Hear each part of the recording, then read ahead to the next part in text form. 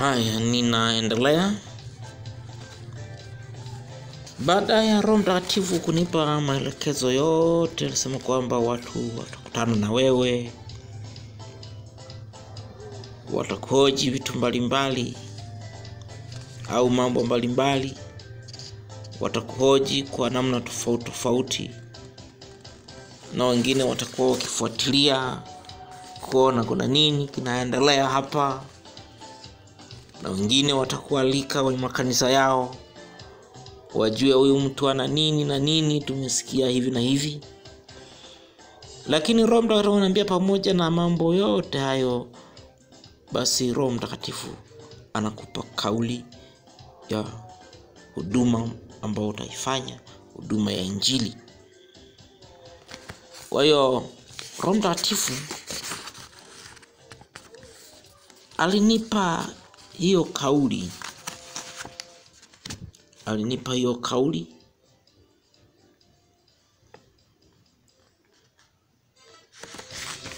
Na kauli yenyewe inasema hivi: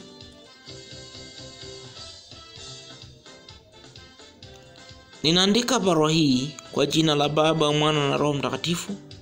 Ninaamini Mungu atanitangulia katika mambo yote ninayoyafanya katika huduma hii, maana huduma hii imetoka kwa Mungu, na kama imetoka kwa Mungu itasimamiwa na Mungu mwenyewe, na ikishasimamiwa na Mungu mwenyewe itakuwa imeleta mafanikio kwa wengine. Mimi nipo hapa kama balozi tu, kama mwakilishi tu, ili nione mambo ambayo Mungu anasema nami yatakuwa yakitendeka katika siku zijazo. Kwa hiyo hii ni kauli ambayo Mungu alinipa kwa ajili ya kazi ambayo ananipa, kazi kubwa ya matengenezo ambayo yeye ananipa. Kwa hiyo na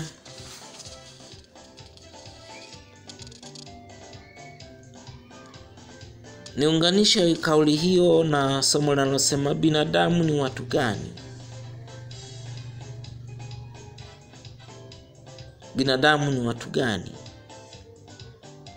Roho Mtakatifu anasema hivi: mwanadamu ameumbwa na Mungu, naye anaitwa mwanadamu. Wanadamu wameumbwa na Mungu na wanakuwa ni wanadamu.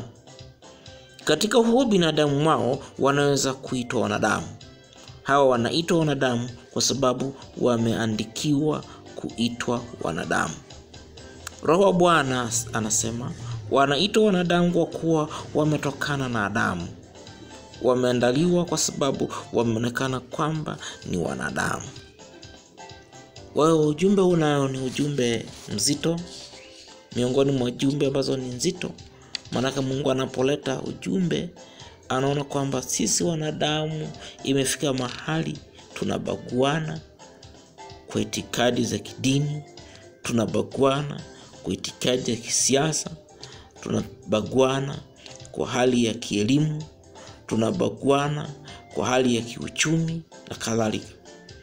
Kumbe sisi ni kitu kimoja. Sisi ni ndugu. Wazungu ni ndugu zetu, Waarabu ni ndugu zetu, Waafrika ni ndugu zetu, Wachina ni ndugu zetu, maana tumetokana na Adamu. Narudia tena neno hili au sentensi hizi. Roho Mtakatifu anasema mwanadamu ameumbwa na Mungu naye anaitwa mwanadamu. Wanadamu wameumbwa na Mungu na wanakuwa ni wanadamu.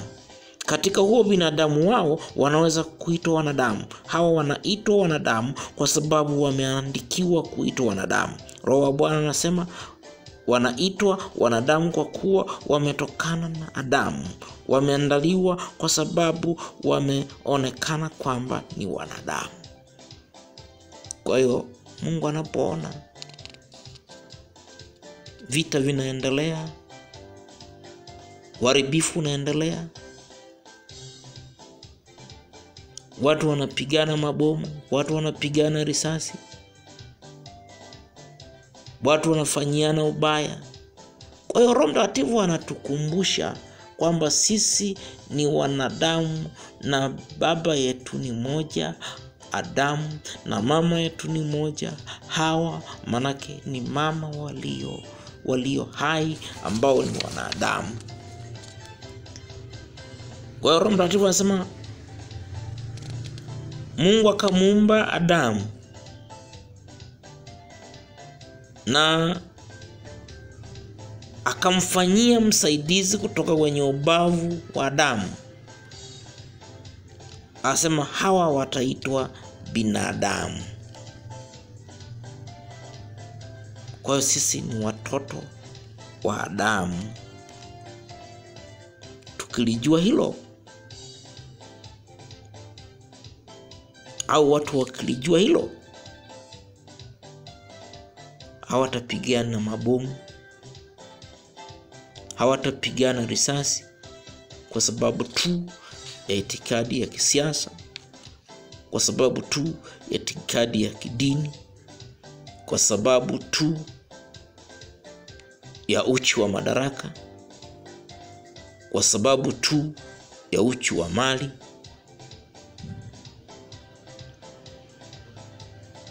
Kwani ujumbe mzito sana. Somo lingine nasema binadamu wangu wako wapi? Yaani Roho Mtakatifu au ni Mungu anasema binadamu wangu wako wapi?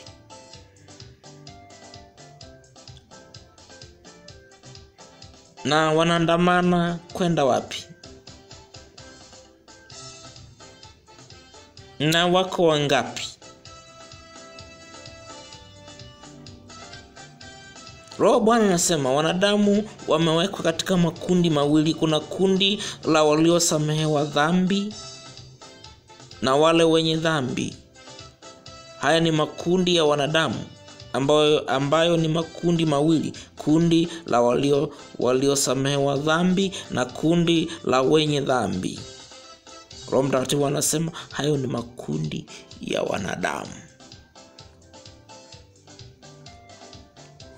Kwa hiyo ni makundi ya wanadamu waliosamehewa dhambi na wenye dhambi. Na Mungu akatengeneza njia rahisi sana ya wanadamu kusamehewa dhambi. Kwa jina la Yesu, wanadamu wanasamehewa dhambi. Ukimwamini Yesu unasamehewa dhambi. Unapigwa muhuri ambao ni muhuri wa Mungu na unaitwa muhuri wa Roho Mtakatifu. Na wanadamu wanaandamana kwenda wapi? Tunaandamana kwenda kwa Mungu. Ni maandamano ya lazima, uwe unapenda au haupendi, uwe tajiri au sio tajiri, uwe msomi au sio msomi, uwe na mali au huna mali, uwe mjanja au sio mjanja, uwe si jeuri au sio jeuri, wote tunaandamana njia moja. Kwa lazima tutafika kwenye kiti cha enzi cha Mungu, kiti cha enzi cha hukumu. Kwa hiyo wanadamu tunaandamana kwenda kwa Mungu. Ni maandamano ya lazima. Kuna maandamano mengine ni ya hiari. Unatangaziwa kutakuwa na maandamano sio ya kupinga nini, kuna maandamano sio ya siku gani, kuna maandamano sio ya nini. Haya ni maandamano unaweza kaamua usiende. Lakini kuna maandamano ya lazima. Maandamano ya lazima ni maandamano ya kumwendea Mungu. Ni maandamano ya kufika kwenye kiti cha hukumu, wanadamu wote, kutoa hesabu yale uliyotenda ulipokuwa duniani au ulipokuwa hai duniani. Mungu ametuweka duniani tumheshimu, tumwabudu na tupendane. Mungu wa mbinguni akubariki. Kwa hiyo mambo yanaendelea kukaa sawa, na sehemu iliyobaki ni mkataba kati yangu na Mungu, kwamba Mungu alinipa mambo kadha wa kadha au misingi ya kufanya kazi kama Pentekoste. Nifanye nini? Niepuke nini? Kwa hiyo nimepewa maelekezo ya kutosha na Mungu kwa ajili ya utendaji wa kimungu. Mungu wa mbinguni akubariki kwa ujumbe huu au kwa hizi jumbe ambazo nimeziunganisha.